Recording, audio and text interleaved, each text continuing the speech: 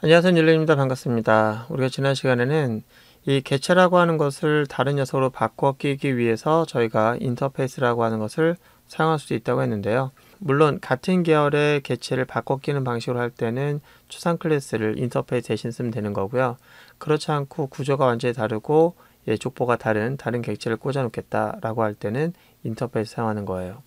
자, 오늘 알아볼 내용은 이제 인터페이스를 구현할 때 일부 기능을 분리할 때 인터페이스를 쓸 수도 있는데요.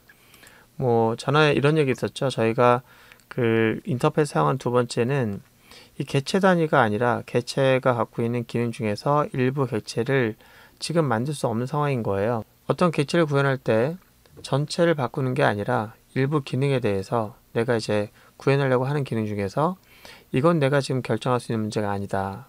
이거는 당신이 원하는 방식대로 결정을 해서 여러분들이 구현하세요 라고 하는 것으로 약간의 커스터마이징을 이제 구현하고 싶을 때 이 부분을 비워놓게 되죠.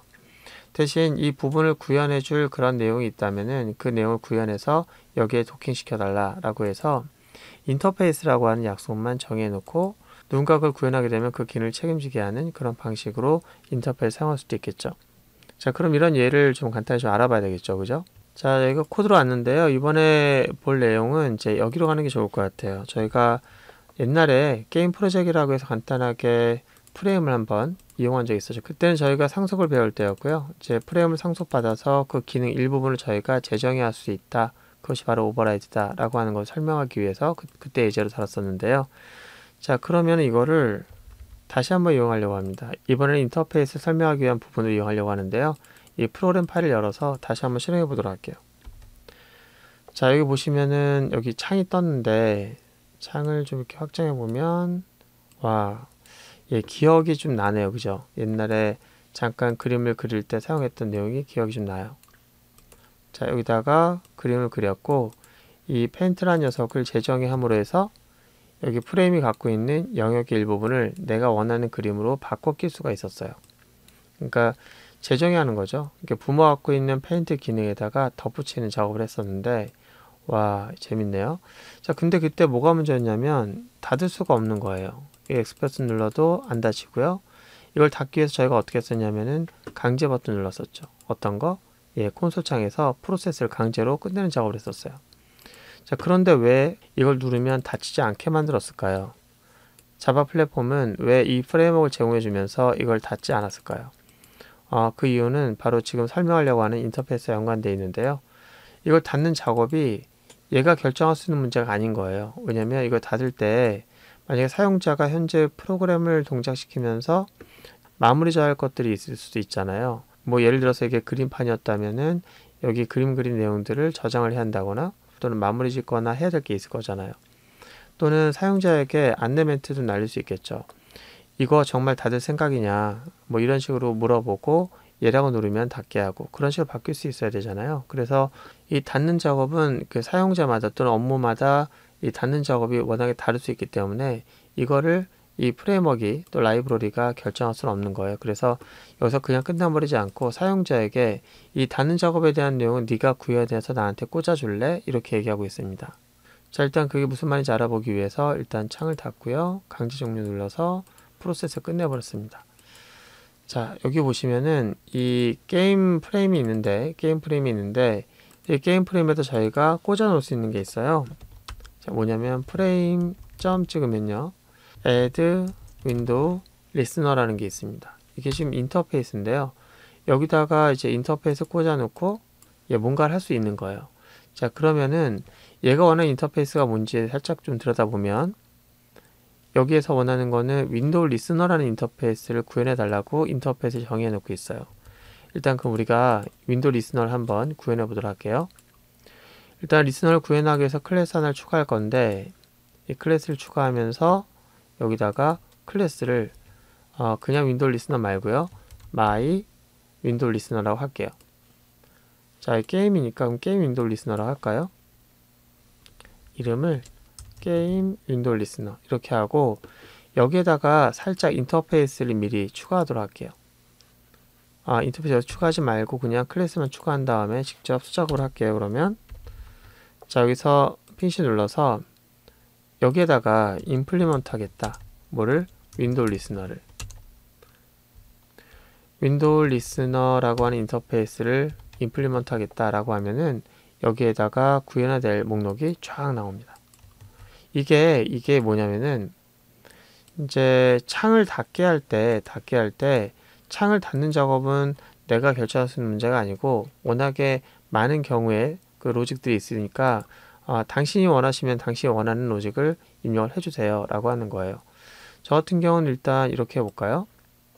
여기 보시면 윈도우즈가 이제 활성화되었을 때, 여기는 클로즈가 되었을 때, 이거는 윈도우가 닫힐 때 이런 것들인데요. 그런 경우에 해당되는 위치에서 네가 원하는 로직에다가 원하는 걸 넣어라 이런 거예요. 자, 그럼 저희는 여기에 관심을 갖고 있는데요. 윈도우즈가 닫히기 전에 마무리할 것이 있으면 여기다가 코드를 넣는 거예요. 이렇게 놓게 되면 이렇게 눈 녀석을 생성해 가지고 여기다 꽂아 놓게 되면은 그 리스너가 할당이 된 상태가 되면 어떻게 한다? 예, 그렇죠. 그걸 실행해 주는 거예요. 자, 이게 없었는데도 지금 문제가 지금까지는 없었잖아요. 꽂아 놓지 않았는데도, 그죠? 그건 아무래도 인터페이스 사용할 때 조건 처리했기 때문에 그렇죠. 뭐 예를 들면은 저희가 전에 했던 내용 살짝 보면은 저희가 그때 A라는 클래스를 만들면서 인터페이스 썼는데 이거 그냥 썼잖아요. 원래 이렇게 쓰지 않고 얘가 꼭 필요한 녀석이 아니라 옵션이라면 이렇게 뺄 수도 있죠. 일단 기본값을 넣고 그 다음에 토탈을 대입을 하는데 그냥 대입하는 게 아니라 if x가 널이 아니라면 그렇게 해서 하게 되면은 기본값이 0이 사용되기도 하고 만약에 얘가 대입된 게 있다면은 그때 토탈을 이용해서 사용할 수도 있는 거예요. 맞죠? 자, 이렇게 우리가 옵션으로 만들 수도 있는 거고 아니면 그 전처럼 이렇게 하면은 얘는 꼭 할당돼야 되는 거예요. 그렇지 않으면은 무조건 이 프로그램도 오류나게 그렇게 되는 거죠. 여기서 이 프레임은 그 윈도우 리스너는 옵션인 거예요. 예, 안 나오면 안 나온 대로 안 쓰면 되는 거고 넣어주면 넣어주는 대로 쓰면 되는 겁니다. 자, 그럼 여기다가는 요 녀석을 일단은 객체로 만들어서 할당을 해줄까요? 자, 그럼 부품을 위에다가 윈도우 리스너라고 하는 녀석을 리스너라고 하고요. 여기다가는 U에서 게임 윈도우 리스너를 만들어서 여기다 리스너라고 넣어줄게요. 자, 그렇게 하면은 이제 여기다가 세팅이 된 거잖아요.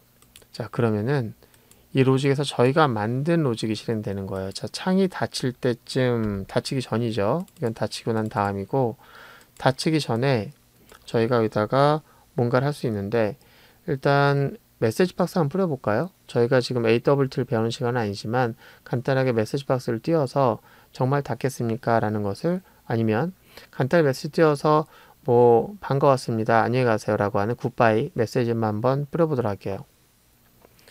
자, J 옵션 펜이라고 쓸게요. 옵션 펜, 그 다음에 쇼, 메시지, 다이얼로그.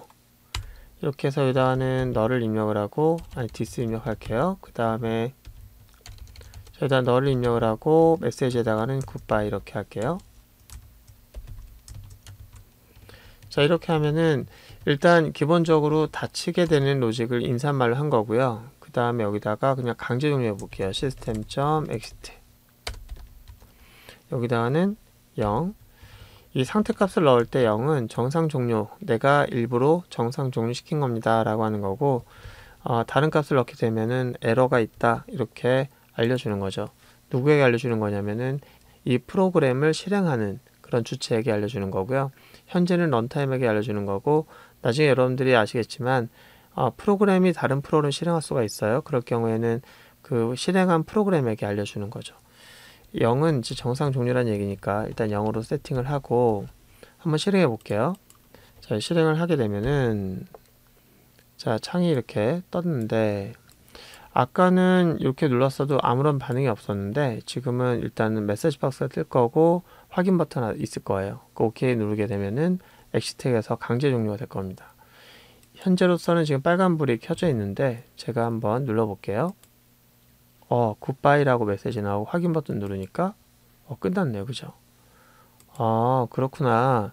인터페이스라는 것이 이렇게 일부 기능에 대해서 사용자에게 당신이 만드세요. 내가 결정할 수 없으니 당신이 만드세요. 이렇게 미루어 둘 때도 인터페이스 결합으로서 그것을 미룰 수가 있구나.